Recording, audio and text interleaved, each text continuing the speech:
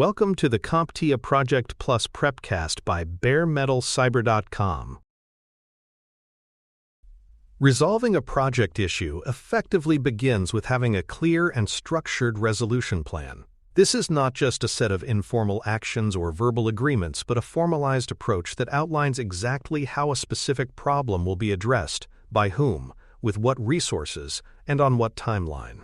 A well-built resolution plan ensures that corrective action is coordinated, that stakeholders understand the implications, and that the problem is handled with minimal disruption to other project work. This approach becomes especially critical when dealing with high-impact issues that threaten the project's core objectives, contractual obligations, or stakeholder confidence. The first step in building such a plan is to assess the scope of the issue in detail. Understanding the extent of the problem requires determining which tasks, deliverables, or teams are affected, and how deeply. Sometimes an issue is isolated to a single work stream. Other times it is systemic, touching multiple areas and creating cascading effects. Scope assessment is not just a technical evaluation, but also an operational and stakeholder review. It clarifies the depth of the response required and sets expectations for urgency and resource commitment. Once the scope is understood, the next step is to classify the issue's severity.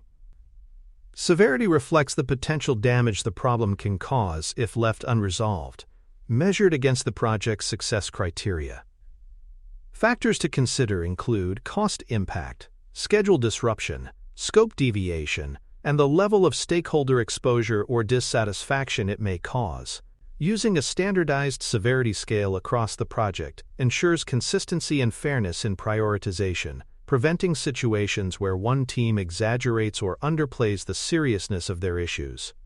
This classification is key because it directly influences how quickly and aggressively the team responds. Prioritizing issues involves balancing severity with urgency. Impact measures the extent to which the issue affects deliverables or success criteria, while urgency determines how soon action must be taken to prevent further harm.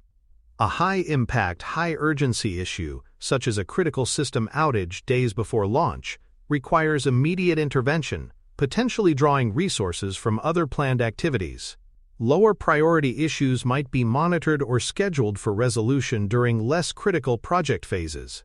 This prioritization ensures that the team's attention is focused where it is most needed, and that lower priority work does not drain capacity from higher value interventions. Assigning a resolution owner is another non-negotiable element of effective planning. The resolution owner is the person who has both the expertise and the authority to manage the problem from identification through closure. This might be a team lead, a functional manager, or a subject matter expert, depending on the issue's nature. The owner coordinates tasks, ensures dependencies are addressed, tracks progress, and keeps all relevant parties informed. Clear ownership prevents diffusion of responsibility and keeps the resolution process moving forward without unnecessary delays or confusion. With ownership in place, the team can outline the resolution steps in detail.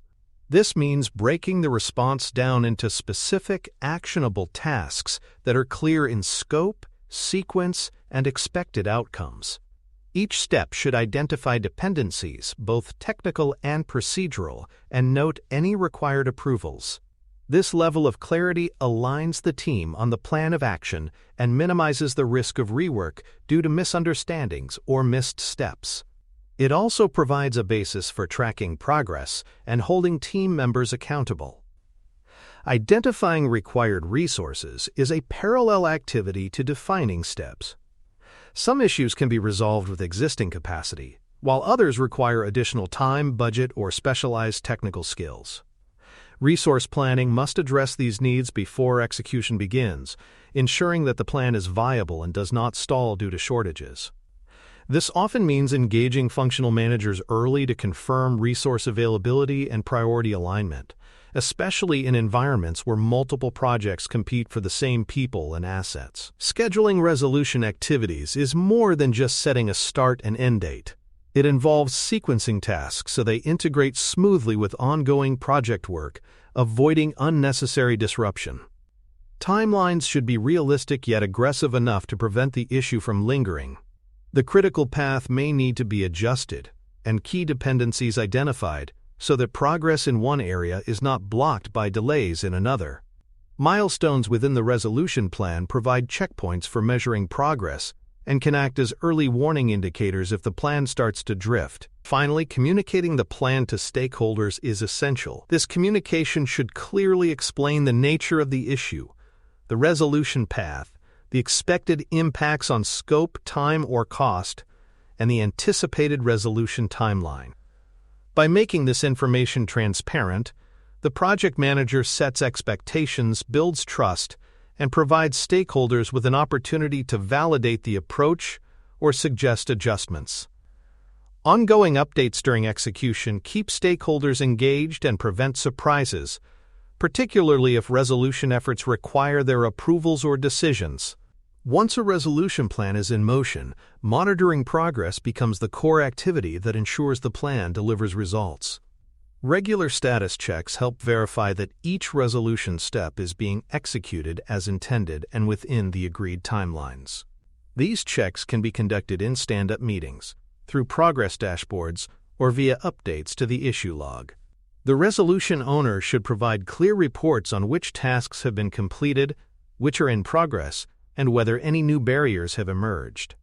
By keeping this monitoring visible to the entire team, small setbacks can be identified and addressed before they turn into delays that ripple through the project schedule. Even with the best planning, some resolutions stall. This is where escalation procedures must be ready to activate. Escalation is not a sign of failure. It is a sign of disciplined governance. The escalation path should already be documented in the issue management plan, outlining who must be informed, what thresholds trigger action, and what options are available if the current approach is not working. Senior leaders may need to approve additional resources, adjust priorities, or authorize alternate technical or operational approaches. Prompt escalation prevents the compounding of delays and demonstrates to stakeholders that the team is actively managing risks to delivery. Validation of the resolution outcome is the next critical step. Completing the planned tasks does not automatically mean the issue has been resolved in a way that aligns with project objectives. Validation requires confirming that the fix works as intended and that it addresses both the symptoms and, ideally, the root cause of the problem. This could involve technical testing, peer review, or formal stakeholder sign-off. In customer-facing issues, validation may require user acceptance testing to confirm that the solution meets the agreed criteria. Only after successful validation should the issue be considered ready for closure. Documenting the resolution process is more than a record-keeping exercise. It is part of building institutional knowledge. The issue log should be updated with detailed notes about how the problem was addressed, including the specific actions taken, the results achieved, the validation method used, and any supporting evidence. This complete history supports auditability, informs lessons learned sessions, and provides a valuable reference for future projects that encounter similar challenges. Well-maintained documentation ensures that hard-earned problem-solving experience is not lost once the project ends. Every resolution effort should also be treated as a learning opportunity. Capturing lessons learned allows the team to identify planning weaknesses, execution gaps, or communication breakdowns that contributed to the issue in the first place. These lessons should be reviewed in retrospectives or post-implementation meetings, and then translated into updates for procedures, checklists, or risk management strategies. When lessons are shared across teams, they help improve performance and resilience in the broader organization, reducing the likelihood of similar issues recurring. Addressing the root cause is essential for preventing recurrence. A resolution that only deals with surface symptoms may keep the project moving in the short term but leaves the door open for the problem to reappear, either in the same project or in future efforts. Permanent fixes often require process improvements, new or revised documentation, better training for team members, or enhanced monitoring tools. This root cause action turns issue resolution into an investment in the project's long-term stability and the organization's operational maturity. After closure, reviewing the effectiveness of the resolution plan itself provides valuable feedback on how well the team handled the problem. This review looks at whether the plan was executed on time, stayed within the allocated resources, and satisfied stakeholders. Any delays, cost overruns, or stakeholder concerns should be noted, not to assign blame, but to refine the approach for future situations. Conducting this post-resolution review with the people directly involved in execution ensures that the insights are practical and grounded in real experience. In many cases, resolving an issue will require adjustments to approved baselines. If the resolution changes scope, affects the schedule, or alters the budget, the project manager must initiate a formal change request. The resolution plan, along with its documented actions and outcomes, becomes the supporting evidence for this request. If a change control board review is required, having complete and accurate documentation streamlines the approval process and demonstrates that the resolution was both necessary and well managed. This integration ensures that all planning documents, scope statements, schedules, budgets are updated to reflect the project's current state. The final administrative step in the resolution process is closing the issue log entry. Closure means more than marking a status field as resolved. It involves recording the closure date, confirming the responsible party, summarizing the outcome, and archiving the complete entry for future review or audits. A closed and well-documented issue log provides the organization with a traceable history of challenges and how they were overcome, reinforcing transparency and accountability. In summary, effective resolution planning goes beyond fixing the immediate problem.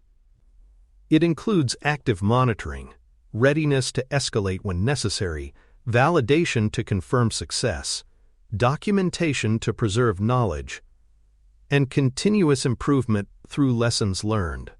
By incorporating root cause action, post-resolution review, and formal change control where applicable, project teams turn issues into catalysts for better processes and stronger delivery capabilities. When handled with this level of discipline, resolution planning not only restores stability, but also strengthens the project's ability to respond to future challenges with speed and confidence. Thank you for listening. Please follow baremetalcyber.com on social media and check out our books at cyberauthor.me.